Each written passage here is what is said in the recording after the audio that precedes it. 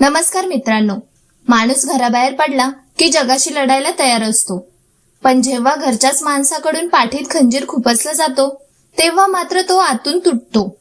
आपण म्हणतो की रक्ताची नाती ही आपली ताकद असतात, पण कधी कधी हीच नाती आपल्या प्रगतीला लागलेली वाळवी ठरतात.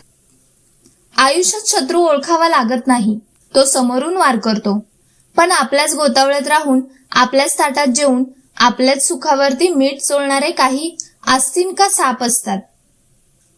जर तुम्हाला आयुष्यात खरोखर प्रगती करायची असेल आणि मनाची शांती टिकवायची असेल तर अशा काही विषारी नातेवाईकांना वेळीच ओळखणं आणि त्यांच्यापासून अंतर ठेवणं गरजेचं आहे.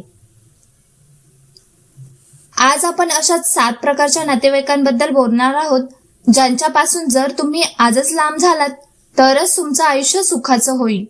चला तर मग बघूयात कोण आहेत हे गोड विष कालवणारे लोक. नंबर 1, मिठं बोलून विष कालवणारे नातेवाईक. मिठं बोलून विष कालवणारे नातेवाईक हे गोड बोलणारे नातेवाईक खरं तर साखरेत घोळलेल्या कडू कारल्यासारखे असतात. हे लोक तुमच्याशी बोलताना इतके आपलेपणा दाखवतील की तुम्हाला वाटेल, बापरे, आपल्याबद्दल एवढं चांगलं विचारणारं दुसरं कोणीच नाही. हे तुम्हाला घरच्या साध्या गोष्टीपासून ते तुमच्या मोठ्या गुपितापर्यंत सगळं काही अगदी प्रेमाने विचारून घेतात. पण लक्षात ठेवा, हे लोक तुमची माहिती गोळा करत असतात, तुम्हाला मदत करण्यासाठी नाही, तर पुढच्या वेळी ती माहिती कोणासमोर तरी चवीने सांगण्यासाठी. यांना मदतीचे दलाल म्हटलं तरी चालेल. तुम्ही एखादी खाजगी गोष्ट विश्वासाने त्यांना सांगितली की तुमची पाठ फिरवताच यांचं प्रसारण सुरू होतं. ते लोकांकडे जाऊन असं दाखवतात की त्यांना तुमची किती काळजी आहे, पण बोलता बोलता तुमची उणीधुनी जगासमोर मांडतात. उदाहरणार्थ, बिचारे, यांच्या घरात किती वाद चाललेत, मला तर खूप वाईट वाटते, असं म्हणून ते तुमची बदनामी करतात. अशा लोकांपासून वाचण्यासाठी एकच मार्ग, माहितीची टाळेबंदी. यांच्यासमोर आपल्या घराच्या गोष्टी, आर्थिक व्यवहार किंवा भविष्यातील बेत कधीही बोलू नका. त्यांच्याशी गप्पा मारताना फक्त हवामान, जेवण किंवा सार्वजनिक विषयावर बोला. त्यांना हसायला हसू द्या, पण आपल्या मनाची किल्ली त्यांच्या हातात देऊ नका, कारण ज्यांच्या जिभेवर साखर असते त्यांच्या मनात अनेकदा विष असतं, हे विसरू नका. नंबर 2, तुमच्या यशावर जळणारे प्रगतीचे शत्रू. हे प्रगतीचे शत्रू म्हणजे आपल्याच गोतावळ्यातले असे लोक असतात ज्यांना तुमचं भलं झालेलं बघून पोटात गोळा येतो. या लोकांचं कसं असतं माहितीये का, तुमचं चांगलं व्हावं असं त्यांना वाटतं, पण ते आपल्यापेक्षा चांगलं नसावं ही त्यांची खरी मेख असते. समजा तुम्ही कष्ट करून एखादी नवी गाडी दारात आणली, तर गावातला किंवा नात्यातला हा माणूस तुमच्याकडे येईल, ओठावरती खोटं हसू आणून म्हणेल, छान गाडी आहे, पण काय हो, या कंपनीच्या गाड्या लय लवकर बिघडतात असं ऐकलंय मी. म्हणजे तुमच्या आनंदावरती विरझण घालायला हे लोक एका पायावर तयार असतात. तुमच्या मुलीने परीक्षेत नाव काढलं की हे लगेच म्हणणार, काय कौतुक करताय, आजकाल कोणालाही एवढे मार्क पडतात, पेपर सोपा आला असेल. यांच्या डोळ्यातला मत्सर लपत नाही, हे तुमच्या मेहनतीला नशीब म्हणतात, कारण तुमच्या कष्टाची किंमत करणं यांच्या अहंकाराला पटत नाही. अशा लोकांपासून अंतर ठेवणंच शहाणपणाचं असतं.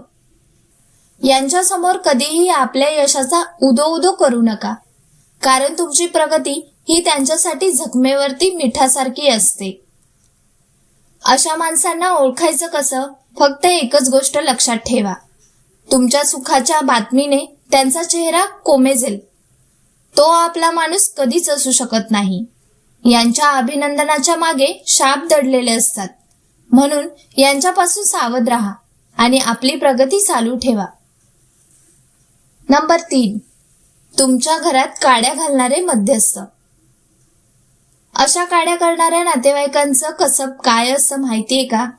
हे लोक थेट तुमच्यावरती हल्ला करत नाहीत, तर ते तुमच्या मनात संशयाचं विष कालवतात. हे तुमच्याकडे एखाद्या हितचिंतकाचा मुखवटा घालून येतात. बोलता बोलता अगदी हळूच एखादे वाक्य फेकून देतात, अगं, मी काही तुला भांडण लावण्यासाठी सांगत नाहीये, पण काल तुझी नणंद तुझ्या नावाखाली काहीतरी पुटपुटत होती बरं का. हे ऐकलं की तुमच्या डोक्यात विचाराचं चक्र सुरू होतं आणि त्या रात्री तुमच्या घरात विनाकारण कटकट सुरू होते. यांना आपण फसवे मध्यस्थ म्हणू शकतो. हे दोन्ही बाजूने गोड बोलतात. तुमच्याकडे येऊन तुमच्या सासू सासऱ्यांची किंवा नवऱ्याची वाईट बाजू सांगतील आणि त्यांच्याकडे जाऊन तुमची एखादी छोटीशी चूक मिरची मसाला लावून मांडतील. यांचा खरा आनंद कशात असतो माहितीये? जेव्हा दोन माणसांमध्ये अबोला धरला जातो किंवा वाद होतो, तेव्हा हे लोक कोपऱ्यात उभे राहून मी किती शहाणा असं थाटात मजा बघतात. यांच्यापासून वाचायचा एकच मंत्र, कानाने ऐका पण डोक्याने विचार करा.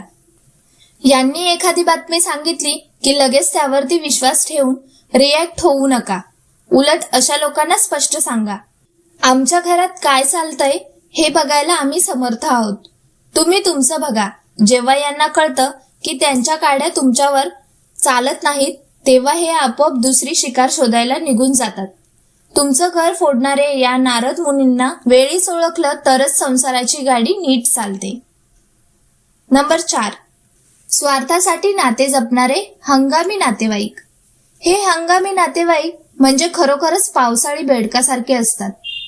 हे लोक तुमच्या आयुष्यात तेव्हाच दिसतात जेव्हा त्यांच्यावर एखादं संकट येतं किंवा त्यांना तुमची गरज असते.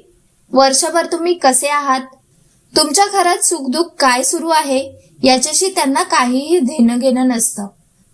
पण त्यांना मुलाच्या ऍडमिशनसाठी वशिला हवा असेल, लग्नासाठी तुमची गाडी पाहिजे असेल किंवा कोणाकडून तरी उसने पैसे हवे असतील की अचानक त्यांच्या मोबाईलमध्ये तुमचा नंबर ऍक्टिव्ह होतो, तेव्हा मग हे इतका गोडवा दाखवतात की विचारायलाच नको.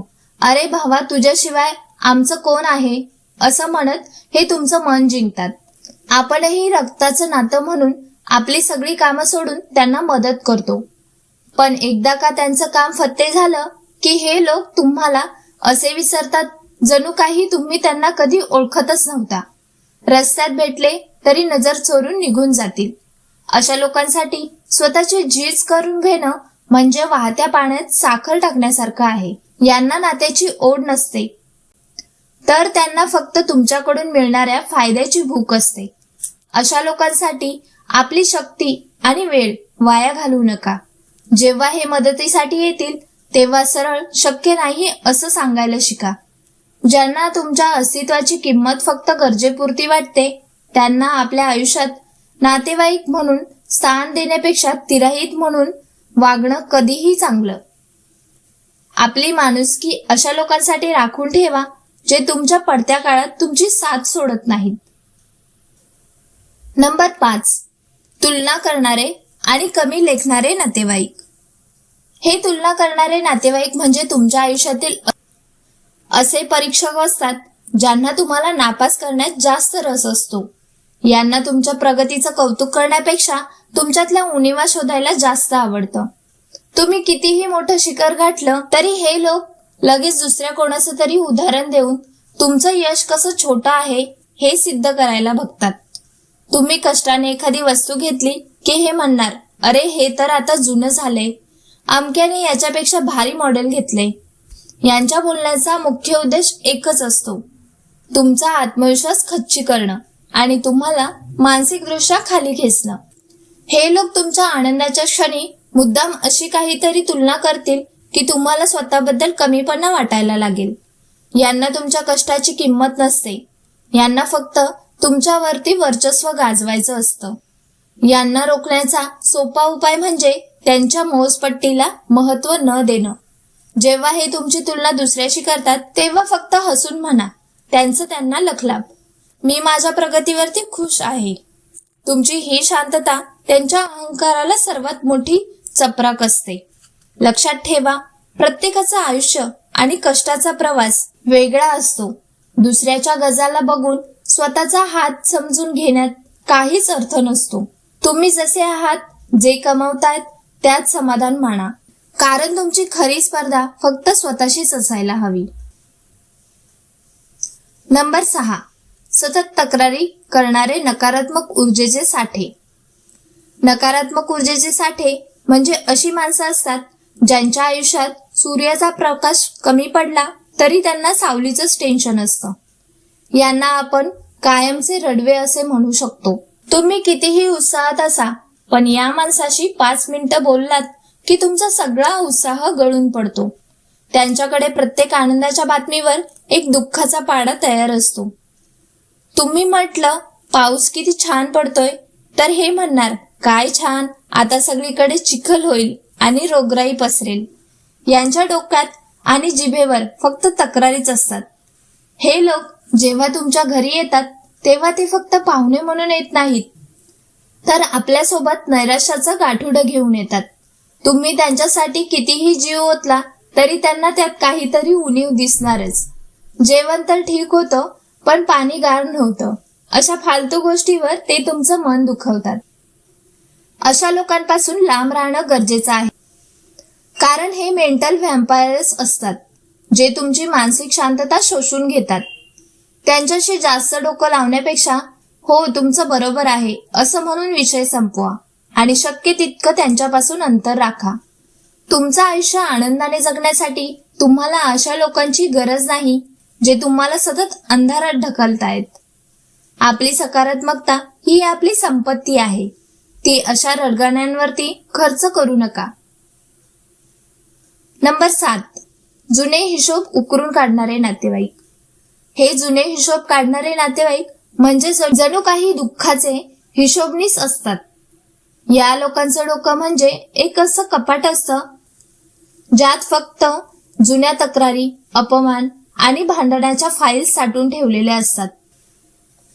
यांच्या आयुष्यात कितीही चांगले दिवस आले तरी यांचं मन मात्र 10-20 वर्षापूर्वी झालेल्या एखाद्या छोट्याशा वादात अडकलेलं असतं. आपण विसरून पुढे गेलेलो असतो. हे लोक मात्र तोच जुना राग काळजात जपून ठेवतात.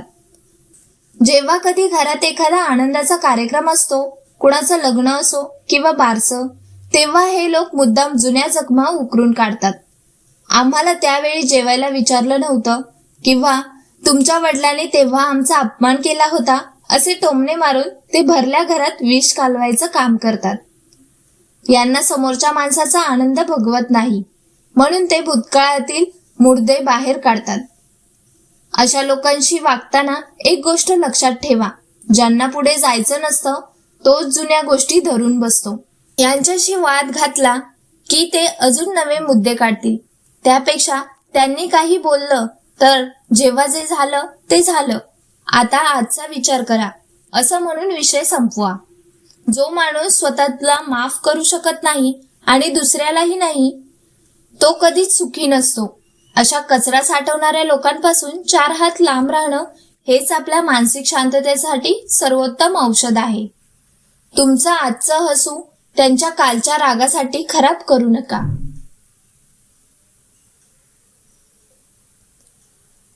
तर मित्रांनो, हे होते 7 प्रकारचे नातेवाईक जे तुमच्या प्रगतीत अडथळा ठरू शकतात. शेवटी एक गोष्ट कायम लक्षात ठेवा, नाती ही प्रेमासाठी असतात, राजकारणासाठी नाही. जो तुमचा आदर करत नाही, ज्याला तुमचा यशाचा आनंद होत नाही, अशा माणसाला रक्ताचं नातं म्हणून जवळ ठेवणं म्हणजे स्वतःच्या हाताने स्वतःच्या पायावर धुंडा मारून घेण्यासारखं आहे. कोणाशी भांडण करा किंवा कोणाचं वाईट करा असं मी म्हणणार नाही, पण स्वतःची शांती आणि प्रगती जपण्यासाठी अंतर ठेवणं हा गुन्हा नाहीये.